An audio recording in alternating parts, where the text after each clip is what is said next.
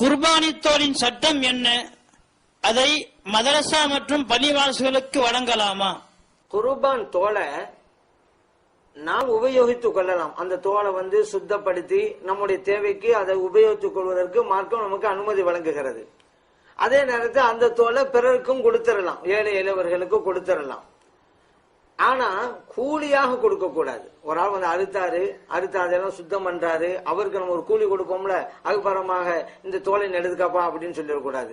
அல்லது கூலியை குறைச்சிட்டு தோலையும் எடுத்துக்க, இந்த கூலியும் வாங்கிக்கணும், கூலியை கம்மியா கொடுக்க கூடாது. அப்படி பார்த்தாலும் அந்த தோலை நம்ம கூலியா தான் கொடுத்திருக்கிறோம், அது கூடாது, கூலியாக கொடுக்க கூடாது.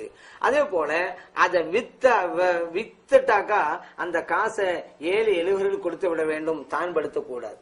அந்த தோலாக இருந்தால் மட்டும்தான் இவர் உபயோகிக்கணும். யார் உதவியாக கொடுக்கிறாரோ அவர் உபயோகித்துக் கொள்ளலாம். ஆனா அதே நேரத்தில் அந்த தோலை வித்துட்டான்னு வைங்களேன், அந்த காசு இவர் எடுத்துக்க கூடாது, ஏழை கொடுக்கணும். அதனால இந்த தோலுடைய சட்டம் எப்படி நம்ம மாமிசத்தை பிறருக்கு கொடுக்கறதுல நம்ம சட்டத்தை பேணி நடக்கிறோமோ, அது போல இந்த தோல் விஷயத்திலும் அந்த சட்டங்களை பேணி நடக்கணும். அதனால் நம்முடைய மார்க்கம் சொல்லித் தருகிற வழிமுறை என்னவென்றால், ஒரு ஆள் உதவியா கொடுத்தால் அந்த உதவியா பிறனுடைய தோலை அவர் உபயோகித்துக் கொள்ளலாம். இல்லை அவர் விட்டு விட்டால் அந்த காசை ஏழையருக்கு கொடுத்துடட்டும். அந்த தோலை யார் அறுத்து அதுக்குண்டான வேலைகள் செய்யறாரோ அதற்கு கூலியாக கொடுக்க கூடாது. மேலும் இந்த மதரசாக்களுக்கெல்லாம் நீ கேட்கறாங்க, அது மார்சாக்களுக்கு கொடுக்கலாம், பள்ளிவாசல்களுக்கு கொடுக்க கூடாது. ஏன் அப்படின்னு கேட்டா, பள்ளிவாசல் அப்படிங்கிற ஒரு கட்டடம், அங்க மனிதர்கள் கிடையாது. வருவாங்க, தொழவும் போயிருவாங்க, மற்றபடி அது ஒரு பில்டிங்காக தான் இருந்துகிட்டு இருக்கும். நீங்க அதுக்கு கொடுக்க கூடாது, பள்ளிவாசலுக்கு கொடுக்க கூடாது. அதே மார்சாவுக்கு கொடுக்கலாம். காரணம் என்ன? மார்சாவில் பிள்ளைகள் ஓதி கொண்டு இருக்கிறார்கள், அது இப்ப ஓதுகின்ற பிள்ளைகளுக்கு போய் சேர்கிறது. அதனால் மதரசாக்களுக்கு நம்ம சொன்னாலும் கூட மதரசா பிள்ளைகளுக்கு தான் போய் சேர்கிறது, அதனால் கொடுக்கலாம். அதே நேரத்துல மதரசாவுடைய கட்டட பணி நடந்துகிட்டு இருக்கு, அந்த கட்டட பணிக்கு இதை பயன்படுத்தலாமா? பயன்படுத்தக்கூடாது. ஏன்? மனிதர்களுக்கு போய் சேர வேண்டுமே தவிர கட்டடங்களுக்கு போய் சேரக்கூடாது. மதரசாக்கள் கொடுக்கலாம் என்பது கூட பிள்ளைகளுடைய செலவுக்கு தானே தவிர அந்த மதரசாவுடைய கட்டட பணிக்கல்ல அப்படிங்கிறதையும் நாம் அறிந்து கொள்ள வேண்டும். அதனால இந்த தோலை மதரசாக்களுக்கு தாராளம் நீங்க கொடுங்க, ஆனா பிள்ளைகளுக்கு கொடுங்க.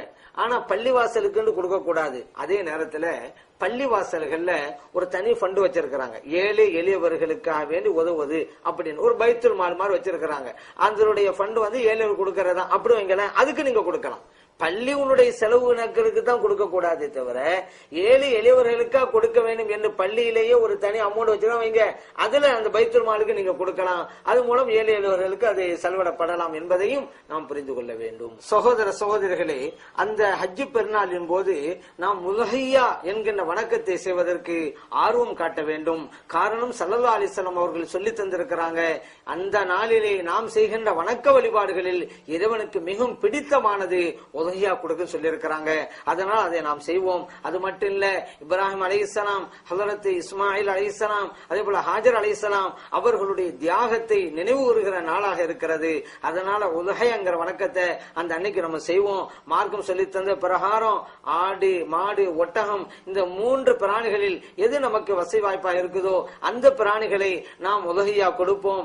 அது இந்த பிராணிகள்ல ஆண் பெண் என்கிற வித்தியாசம் இல்ல, எதுவானாலும் இருக்கலாம். பசுமாடு, அதே போல காளை, அதே போல ஒட்டகம், ஆண் ஒட்டகம், பெண் ஒட்டகம், அதே போல ஆடுல பெண்ணாடு, ஆணாடு எதுவாலும் கொடுக்கலாம். அது எருமை மாடாக இருந்தாலும் கூட அதையும் உதவியா கொடுக்கலாம். ஆக இந்த 3 பிராணிகளில் ஏதாவது ஒன்றை நாம் குர்பான் கொடுக்க வேண்டும் அப்படிங்கறத நாம் அறிந்து கொள்வோம். அல்லாஹு தஆலா இப்படிப்பட்ட உயர்ந்த வணக்கத்தை அந்த நாளிலே நிறைவேற்றுவதற்கு நமது அனைவருக்கும் பேருதவி செய்தருள்வானாக.